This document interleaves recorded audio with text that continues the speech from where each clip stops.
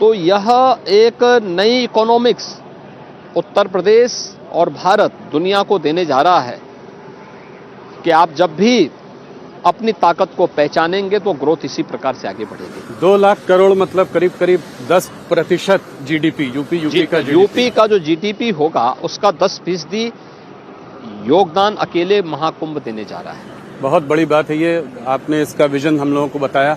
आइए चर्चा जारी रहेगी, मंच में बैठते हैं। इसके पहले कि हम लोग चर्चा जारी रखें, थोड़ा सा हम अपने दर्शकों को दिखाना चाहते हैं कि ये कुंभ के आयोजन में क्या हुआ, लोगों ने कैसे रिएक्ट किया। हमने देश भर से लोगों से बात की है, कुछ ग्लोबल लोगों से भी बात की है, तो उसको हम लोग अपने स्क्रीन में दिखाएंगे। आइए।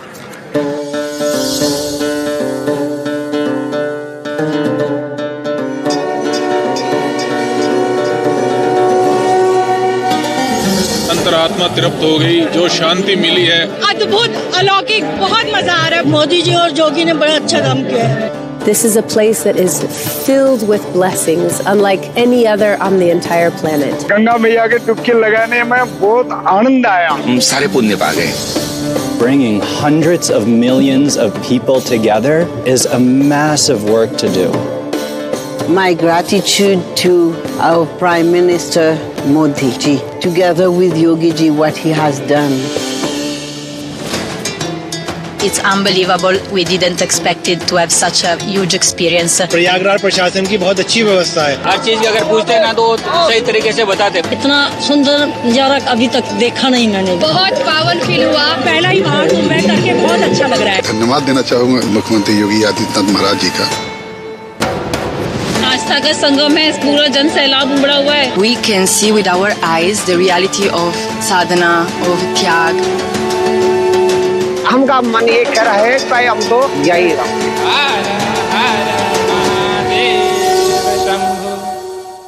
योगी जी, हम लोग महाकुंभ के आयोजन के बारे में बात कर रहे थे। मैंने एक और अलग चीज इस बार देखी। कल मैं बंबई से आ रहा था प्रयागराज, तो फ्लाइट में करीब 90 यंग प्रेसिडेंट्स ऑर्गेनाइजेशन के लोग थे। ये उद्योगपति हैं, अपनी बीवियों बच्चों के साथ, और वो भी सब आस्था इस तरह की है, सब डुबकी लगाना चाहते हैं संगम में।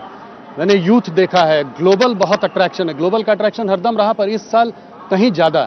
तो ये सब कैसे पॉसिबल हुआ, कैसे आपने आउटरीच किया इन सब के लिए? देखिए, महाकुंभ के आयोजन में तो सबसे बड़ी बात यह है, भारत की जो यंग जनरेशन है जी, वो बहुतायत संख्या में है। कुंभ की जो अवधारणा थी, जो पिछली सरकारों ने बनाया था, वह मात्र ये बनाया था कि कुंभ का मतलब बुजुर्गों का एक आयोजन जी, और उन्होंने उसके लिए कोई सुविधा नहीं देते थे। कुंभ को गंदगी का, भगदड़ का, अव्यवस्था का एक पर्याय बना दिया था। पहली बार आप देख रहे होंगे 2019 में भी और 2025 में भी ये प्रधानमंत्री मोदी जी के विजन का परिणाम है कि कुंभ के आयोजन को स्वच्छता के साथ, सुव्यवस्था के साथ और सुरक्षा के साथ जोड़ा गया जी। और ये आयोजन इतने भव्य तरीके से आयोजित हो पा रहे हैं, तो स्वाभाविक रूप से जब आस्था और आधुनिकता का संगम होगा तो युवा उधर आकर्षित होगा। हर वह व्यक्ति जो समाज जीवन के साथ जुड़ा हुआ है, वह उद्यमी हो, टेक्नोक्रेट हो, अच्छा कोई चिकित्सक हो, या किसी जीवन के किसी भी अन्य क्षेत्र में जो एक प्रगतिशील सोच रखता है, वह हर व्यक्ति उसके साथ जुड़ेगा। और जो दृश्य आपको देखने को मिल रहा है कि यंग सीओज को आपने देखा कल जी, फ्लाइट से यहाँ आते हुए, आपने 13 और 14 को जो आपकी रिपोर्टिंग थी उसमें भी आपने इस चीज को महसूस किया होगा जी, कि न केवल भारत के बल्कि दुनिया भर से आए हुए जो भी पर्यटक थे, श्रद्धालु थे, उसमें हिंदू ही नहीं थे, सनातन धर्मावलंबी नहीं थे, अहिंदू भी थे। जिन लोगों ने संगम में डुबकी लगाई तो अभिभूत होकर के उन्होंने तारीफ की इन सभी चीजों की, कि भव्य और दिव्य रूप में आयोजन कैसे हो सकते हैं, और उसका एक दृश्य ये सब।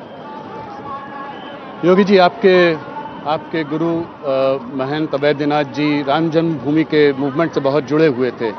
पिछले साल जो है राम मंदिर का भव्य उद्घाटन भी हुआ। आपके लिए इस साल का कुंभ जो है इमोशनल मोमेंट रहा होगा ये सब देखते हुए। देखिए, ये मेरा सौभाग्य है कि 2024 का जनवरी माह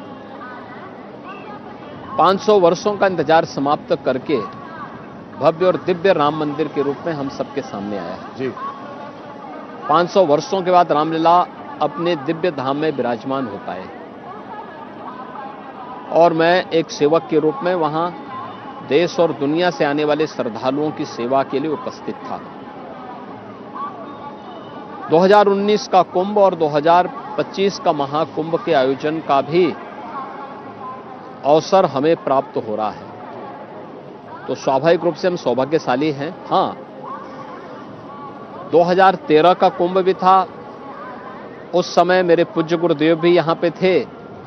आज वे इस लोक में नहीं हैं, लेकिन सूक्ष्म रूप से उनका आशीर्वाद जरूर प्राप्त हो रहा होगा।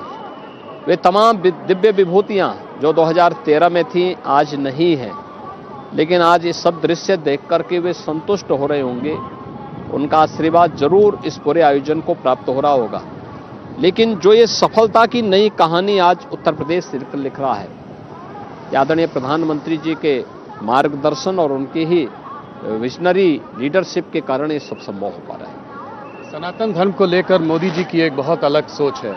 कैसे आप अगर एक मैसेज आप दुनिया को सनातन धर्म के बारे में देना चाहें महाकुंभ और के माध्यम से, तो क्या कहेंगे आप? देखिए, महाकुंभ का तो एक ही संदेश है और जिसको आप देख भी रहे होंगे, न जाति न पाति, न कोई संप्रदाय, न कोई लिंग का भेद, सारे लोग एक संगम में स्नान कर पा रहे हैं। कोई भेदभाव किसी के साथ नहीं। बगल में कौन स्नान कर रहा है किसी को पता नहीं।